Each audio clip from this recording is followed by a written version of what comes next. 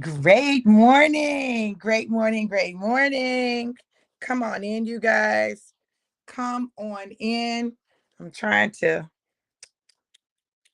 get situated in the frame, honey. In the frame. Too much. There we go. There we go. That's much better. Great morning, you guys. Great morning. Great morning. Great morning. Come on in. Come on in. Make sure you share the broadcast. Come on in. Make sure you share the broadcast. And just like that, my iPad died. How about that? Listen, y'all, we're going to see if I can, ooh, see if I can read the text. Great morning. Great morning, you guys. Hey, good morning. It is Resurrection Sunday. Who's excited? I'm so excited. Hey, Jesus got up. Yeah. So now we can get up. I love it. I love it. I love it. Great morning. Great morning. Welcome to Passionate Pursuit for Manifested Purposes Ministries. Listen, this is our Resurrection Sunday service. I'm so excited. I'm coming to you live. Normally, I come from North Carolina, Gates, North Carolina, but I'm back in Tampa, Florida. It's so funny how life happens and that I would be here at this particular time, but I am here and I am here for it, honey. The word of God is true and real, and it doesn't matter where you're located geographically. His word is still his word, and it's still what works. So this morning, we're going to be talking about that event that happened so many centuries ago, like literally when Jesus got up from the grave. We're going to go into the story. We're going to talk about it, and we're going to talk about what does that mean for us today? What does that mean for us today? Earlier this morning, I did a prophetic drive-by. And on the drive-by, I shared with them that, it's time to get up. Like it's time to get up. And we got to understand that the resurrection power that exists, it exists for us and it works. So we're going to go to Matthew chapter 28. Matthew chapter 28. Y'all, I'm going to try to see the words. Okay. I'm going to try to see the words. Okay. We going to see. So Matthew chapter 28. And of course, we're going to be reading from the New Living Translation. Matthew chapter 28. I can't read the words, Stacy. I'm just telling you right now, I cannot read the words. I'm going to need you to come on and be my reader. You can turn your camera off, but I'm going to need you to be my reader, Stacy. So I need you to be ready to read, okay? Because I cannot see anything. Do you hear what I'm telling you? I just see some blurred lines, honey. And the iPad died on me. Do you hear what I'm telling you? So, Stacy, you ready? Just turn your camera off.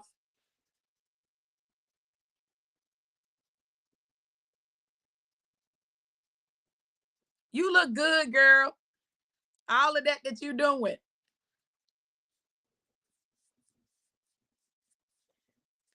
Okay. She's getting it together. Listen, this is impromptu, honey. This is impromptu. This is not what we had planned, but God had another plan. God had another plan. And so we believe in going with God's plan because God's plan is the best plan.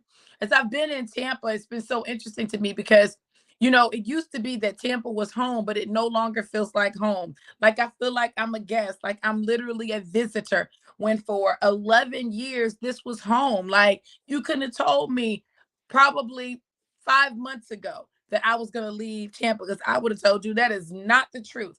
But when you follow God's divine plan for your life, He will have you in some places and doing some things that maybe you did not plan on doing. But God knows. He knows the beginning from the end from the beginning. And so He knows the plan, the ultimate plan that He has for us. Y'all, let me know who's here. Let me know who's here and where you're tuning in from. Let me know who's here and where you are tuning in from. Let me know who is here, who is tuned in this morning, this Resurrection Sunday morning, who is in the virtual building. Listen, this life water is giving me life, right? All right. Stacy, you ready?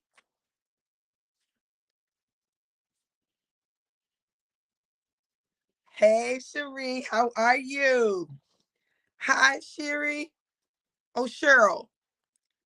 All right, New York in the building. I love it. I love it. I love it. Welcome, welcome, welcome. Cheryl, I think you're a first-time guest here at Passionate Pursuit. We want to welcome you to Passionate Pursuit for Manifested Purposes Ministries. We're excited that you're sharing your Resurrection Sunday with us. So listen, while Stacy is getting that together, you ready, Stacy? Now, you know you can turn your camera off. Let me add her to the stream. Oh, okay. Welcome, Stacy. Hello, everybody. Listen, you all, this is my right hand, Miss Stacy Gregory, hailing from Queens. Is that right? Queens, New York. Queens, New York. Stacy's going to be our reader today. So, Stacy, I'm going to need you to read and then stop when I say stop, okay? I got you. All right. Let me know when you're ready. I'm ready. The resurrection, Matthew 28. Early on Sunday morning, as the new day was dawning, Mary Magdalene and the other Mary went out to visit the tomb. Suddenly there was a great earthquake, for an angel of the Lord came down from heaven, rolled aside the stone, and sat on it. His face shone like lightning, and his clothing was as white as snow. The guards shook with fear when they saw him, and they fell into a dead faint. Then the angel spoke to the woman. Don't be afraid, he said. I know you are looking for Jesus who was crucified. He isn't here. He is risen from the dead, just as he said it would happen. Come see where his body was lying. And now go quickly and tell his disciples that he has risen from the dead, and he is going ahead of you to Galilee. You will see him there. Remember what I have told you. The women ran quickly from the tomb. They were very frightened, but also filled with great joy. And they rushed to give the disciples the angel's message. And as they went, Jesus met them and greeted them. And they ran to him, grasped his feet, and worshiped him. Then Jesus said to them, Don't be afraid. Go tell my brothers to leave for Galilee, and they will see me there. The report of the guard. As the women were on their way, some of the guards went into the city and told the leading priests what had happened. A meeting with the elders was called, and they decided to give the soldiers a large bribe. They told the soldiers, You must say, Jesus' disciples came during the night while we were sleeping, and they stole his body. If the governor hears about it, we'll stand up for you so you won't get in trouble. So the guards accepted the bribe and said what they were told to say. Their story spread widely among the Jews, and they still tell it today. The Great Commission. Then the 11 disciples left for Galilee, going to the mountain where Jesus had told them to go. When they saw him, they worshiped him, but some of them doubted. Jesus came and told his disciples, I have been given all authority in heaven and on earth. Therefore, go and make disciples of all the nations, baptizing them in the name of the Father and the Son and the Holy Spirit. Teach these new disciples to obey all the commands I have given you, and be sure of this, I am with you always, even to the end of the age. Look at God. Okay, stay with me though, Stacy. I'm gonna need you to kind of stay with me because Okay. I'm gonna need you to read some more. Okay. Okay. All right. So listen, here we are. It is they've gone through the Sabbath, right? Jesus was crucified on that Friday. And then on the Sabbath, they rested. And so here they are. They couldn't do anything to his body until after the Sabbath. So early on that third day, Mary Magdalene and Mary, the mother of Jesus, like they went to prepare Jesus's body, right?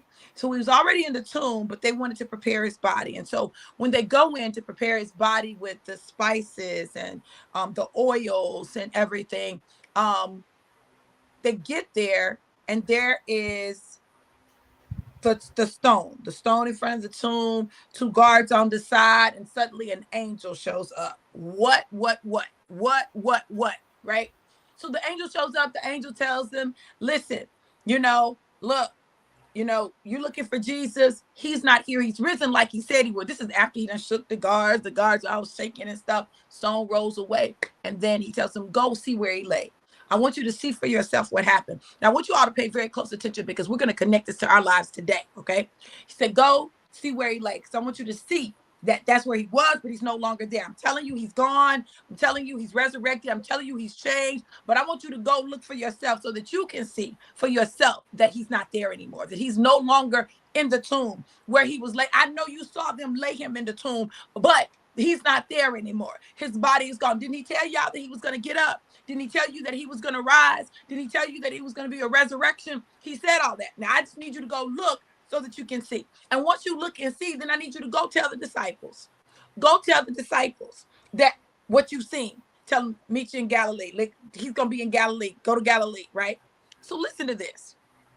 I want you to connect this to your life.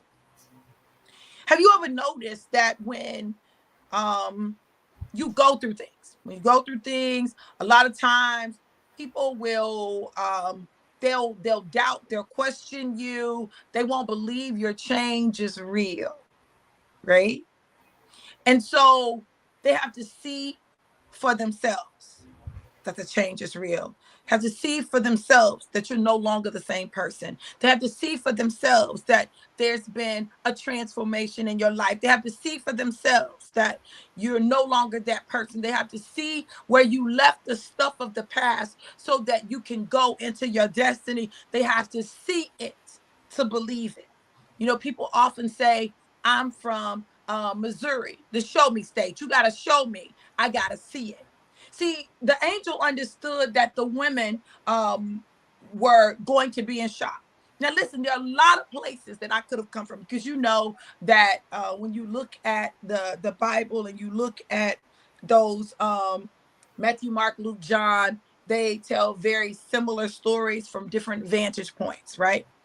Listen, I don't know why God took me to this one. Normally, I go to the one where Mary sees Jesus and she's like, oh, my Lord. Like, normally that's where I preach from. But today he said, no, I need you to go to Matthew, right?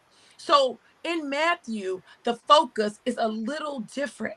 Okay. I want you to understand what I'm telling you. It's a little different. I want you to know that there will be people who doubt your transformation. There'll be people who doubt your resurrection. There'll be people who doubt you because they remember what was yesterday. What was last year? What was 2 years ago? What was 5 years ago? So those people are going to have to see for themselves, right? And when they see your change, when they see your transformation, they may not receive it. Let's look at it because even as we go on and Mary and Mary and the other woman are told, okay, now go tell the disciples. They go, they tell the disciples. Now, what's missing from this part, right, is that the detailed account of them telling them da da da da da. But I'm not focused on that. Listen to me. There's a reason we're here. I'm not focused on that. So they go and the disciples doubt. They doubt. They don't believe. Okay? They don't believe. And so just like the Marys may not have believed had they not gone into the tomb and seen where he lay, his grave clothes, what his face was covered with. If they had not seen that, they too might have doubted.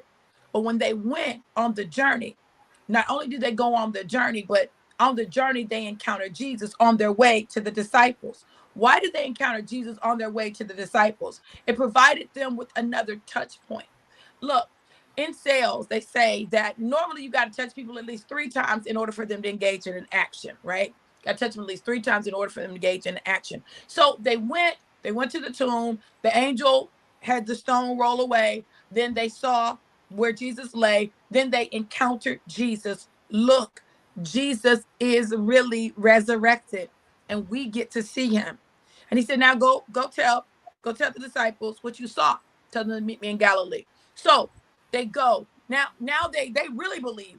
Now they believed when they saw that he was gone. But you know, it could have been that somebody stole his body. Like that's what the Pharisees said. Tell them that somebody the disciples stole the body. But no, that wasn't the case. But it could have been, right? And then on the way, That personal encounter. How many of you remember having a personal encounter with Jesus? You had an encounter with Jesus and it transformed your life. You had an encounter with Jesus and something happened for you. You had an encounter with Jesus and your vision wasn't the same. You didn't see things the same. Things didn't look the same, right? So they had the encounter. The encounter solidified for them that Jesus had risen. He was alive and well. You hear me tell you? He was up. He was not in the grave. He was not dead. He was alive. So they go, they tell the disciples down. They're like, I don't believe that. But they go to Galilee anyway. Listen, there was some doubt, but they went anyway. They went anyway. Stacey, I think I'm good, babe. I think I got it. Okay. Thank you. Y'all give her a hand. If we was in church, that's what we say. So they doubted. There was some doubt, but they went to Galilee anyway. And when they went there, they saw him. Y'all, I'm telling you, there's something about encountering Jesus that is transformative. There's something about encountering Jesus, like personally, in a personal way, that changes you. Over the past few weeks and months, I've had to do things that I really did not want to do. Like in the natural, I didn't want to do them. In the natural, I didn't want to be the bigger person. In the natural, I didn't want to have to even address things. Like in the natural, I didn't want to make journeys. In the natural, I didn't. But guess what? You can't expect the spiritual if you won't do the natural. Did y'all hear what I said? You can't expect the spiritual to manifest if you will not do what you need to do in the natural. There are some things that we have to do in the natural. Why did the women have to go to the tomb and the angel rolled? They see the angel rolled the stone away, go in and see where Jesus lay. Why did that have to happen in the natural? Because there was something that had already happened in the spirit realm, and he needed the people to know in the natural that something has shifted. Something that shifted, something that changed. They thought it was over when he died on the cross. When he said it is finished, they thought it was over. They didn't understand that it was just beginning. It was just the beginning. Yes, it was finished, but it's just beginning. When something ends, something begins. So yes, his life in the natural ended as a human, but that 100% God rose up on the third day. On the third day, he got up. And towards the end of the text, it says that he got up with all authority and all power in his hands. He didn't just get up, he got up with all authority and all power. But guess what? He would not have had all authority and all power in that way had he not died first. See, he went into the pits of hell. He took some stuff back from the enemy. He couldn't have done it had he not died first. So his death was the precursor to the resurrection. And we want to celebrate the resurrection without celebrating the fact that he chose to go to the cross for us. It was his choice. He willingly did it. He didn't do it, just out of I got to do it. Well, he did. He did have to do it, but he chose to do it. He could have chose not to. He could have chose not to. He could have chosen not to be the risen Savior. He could have chosen that. But his assignment was bigger. His assignment was bigger than, him not wanting to have to do it like that. Now, I know we don't like talking about the fact that, Jesus had a whole thing in the Garden of Gethsemane, but that was a very real thing. And I need you to understand that when he was in the Garden of Gethsemane, he was laboring intensely in prayer because he didn't want to have to go through everything he was going to have to go through. He didn't want to. He did not want to. Y'all, that 100% human showed up, and he was like, because at that particular point, there was a separation. It was like, God, do I have to?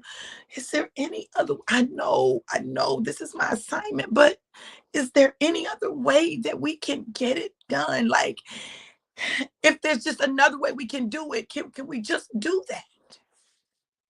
Silence. Maybe you can't relate to that, but I know I can. I can relate to having an assignment from God that I didn't want to do. Is it any other way? Because I don't want to do that. I don't want to do that, God. I don't want to do that. I don't want to lay my life out like that. I don't want to do it. I don't want to be a living sacrifice right now. I don't want to do that. Is there another way? But at the end of the day, it's not our will, but his will that has to be done. You all look. Jesus had his cross that he had to bear, the cross that he had to be nailed to. He had the lashings that he had to take. He had the crown of thorns that was on his head that began to cause blood to flow over his face. He had to give up the ghost. He had to die that he might live and that we might live and have life and life more abundant. He had to do that. We have our own cross that we have to carry, the cross that we have to bear, the assignment that's our assignment. We have our own lashes that we have to take. We have our own ridicule and mocking that we have to go through. We have our own cross that we have to be nailed to. We have our own crown of thorns that has to go on our head. And yes, there may be some shedding of blood, but not like he did. Isn't it amazing that he went through all of that so that we wouldn't have to go through it like that? Doesn't mean that we're not going to go through our own stuff. We are. We're going to have our own cross to bear. We will. But if we suffer with him, we'll reign with him. If we suffer with him, we'll rule with him. If we suffer with him, then he'll get the glory and we'll be able to access the glory that God has given him. It's our birthright. But we don't often think about it like that. Jesus went to the cross. He gave up the ghost. He said, "It is finished." Because that part was done. And in that moment,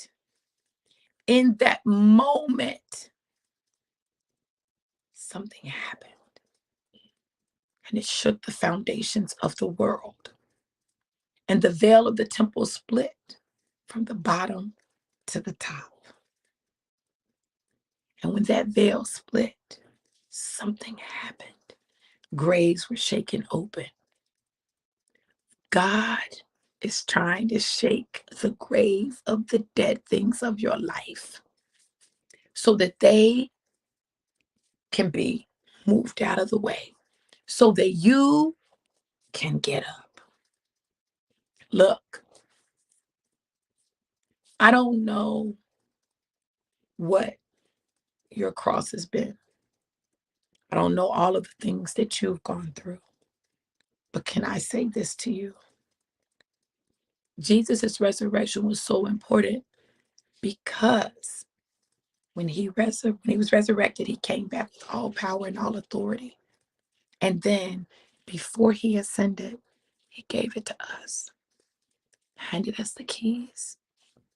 He handed us the keys, gave us authority and dominion, returned that which Adam lost in the garden to us today. So when you say, "I can't," it's not the truth, because you can. And you can because he did. And you can get up because he got up.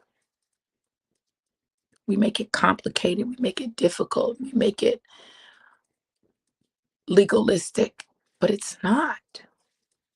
It is as simple as accepting the resurrection power of Jesus, Yeshua, our Messiah, and operating in it. Get up. Get up because you can. And when you get up, he gave us a commission. He said, go ye into all the earth, preaching the good news, teaching them the commandments I gave you. Listen now, I want y'all to hear what I'm telling y'all.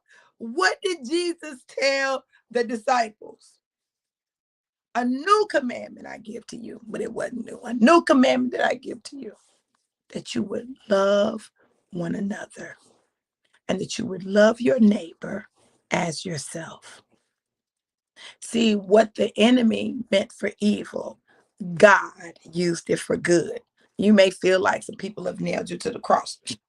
You may feel like some other people have nailed you to the cross. You may feel like some people have taken your feet, and in the places where you've been nailed to the cross and you've been persecuted.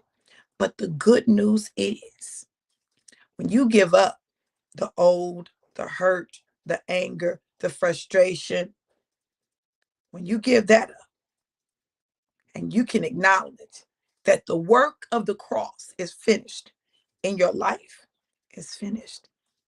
When you crucify you, when you crucify yourself, crucify the sin, crucify your desires, crucify what you want for what he wants, then you too can be resurrected. Now, I don't know.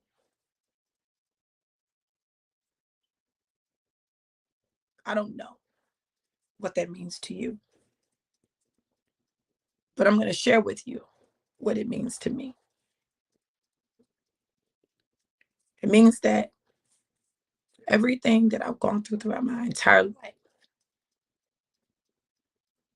was working for my good, for my purpose and my destiny. Every lie told, every mistreatment,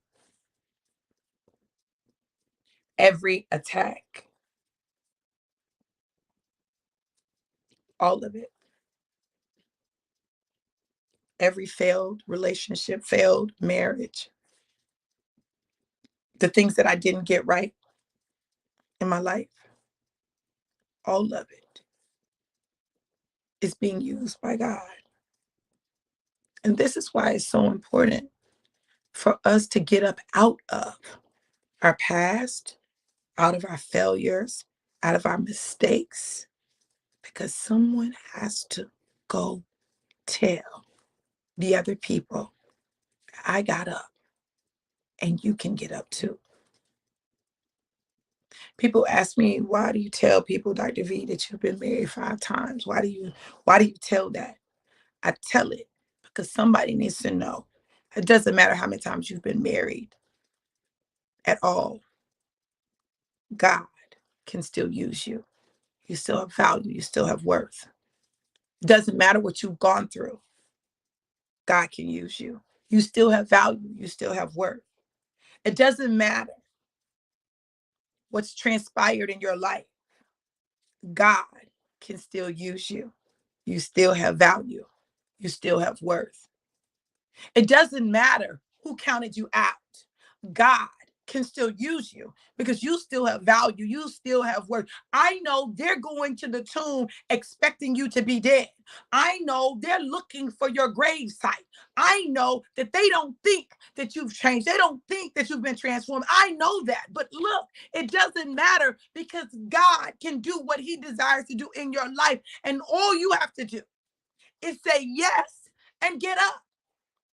Say yes and get up. Say yes and get up out of the muck, out of the mire, out of the hurt, out of the anger, out of the resentment, out of the jealousy, out of the envy, out of whatever it is, out of your failures, out of your character flaws. Get up out of that. Stop wearing it. Get up and go. Get up and go tell somebody who thinks that they have no value. And not only does God love them, God has need of them. See, I came to tell you not only that you need to get up, but God has need of you. He needs you. There are assignments specifically for you that you need to complete. He has need of you. Get up. Get up. You can't fulfill the assignment while you're still in your grave clothes. You can't fulfill your assignment while you're still in the tomb. You can't fulfill your assignment while you're still so concerned about what everybody else thinks. You can't fulfill your assignment. But if you will, hearken to the voice of God, hear his voice and respond. Give him a yes and get up. then you can be prepared and go. Go tell him. Go tell him what he did. See, it's not complicated. People try to make it real complicated. It's not complicated. Well, what do I say? I don't know what to say. Say what he did for you. Give your testimony and let it touch the hearts of the people. A few years ago, I shared about just sharing my testimony. And not only my like the testimony of the things that I've been privy to. And I shared this thing, right? I had shared that there was a point in my mom's life where she was addicted to crack cocaine, right? She got in it because my stepdaddy was doing it, and like it was always something. So she did, okay, I'm just gonna do it, right? And she was addicted. And it was bad. It was bad. But one day, listen to me, one day she decided she was done. She decided that she wasn't going to do it anymore. She decided that she didn't want to live like that anymore. She didn't like the person that she had become. And she stopped. She didn't go to AA, didn't go to NA. She wasn't in the church house. Nobody laid hands on her. She made a decision with God and stopped and did not go back. I don't know how she did it, but she did. She did it. She used the power of God that existed in her life and simply stopped. You all, look, I can't tell you what to do with your life. I can't tell you how to live it. But what I can tell you is this: God has given you everything you need for great success, everything you need to fulfill your purpose, everything you need to get to your destiny. He's given it all to you. When Jesus got up and he had all power and all authority in his hand and he handed it to us, we got it. So when he said it's finished, it's finished. He did what he needed to do. And now you need to do what you need to do. So what is it God is calling you to do? What is it that he's calling you to do that you haven't done? Because maybe you didn't feel worthy, or maybe you didn't feel like you were equipped, or maybe you didn't feel like you knew enough, or maybe you felt like there were people who were better qualified than you. I came to tell you, if God told you to do it, he has prepared you, equipped you, he has qualified you, he has done everything that he needs to do. And now what you need to do is go and do. It's Resurrection Sunday. Get up. Get up. Get up out your feelings. Get up out your mess. Get up out your emotions. Get up out your head. Get up and go. Tell the people what God has done. Go. Let God use you. Go. Watch what God does in you because he loves you. You all, I pray that this word has blessed you.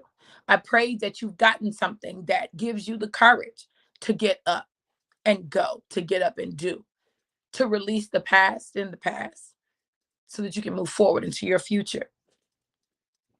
I said when we started the 21-day fast that this fast was going to produce some supernatural things, and it absolutely has for me, all the way around, including the restoration of my name, going from having no father on my birth certificate for 55 years to not only having a father, but then having his name up there. God has been faithful in redeeming me throughout this process. He's mended relationships. He's given me greater insight. He's healing the wounds. He's preparing me for a future and a destiny that is bright, that shines bright. He's enhanced my courage, my resolve, my resilience, my persistence, my determination. He's given me the go so that I could go. And I pray that you've gotten some of that. If this word has blessed you, you can Sow your seed, give your offering at Cash App, $Passionate Pursuit, Cash App, Passionate Pursuit, or PayPal.me/Passionate Pursuit. I'm going to tell y'all something about seed time and harvest. Listen.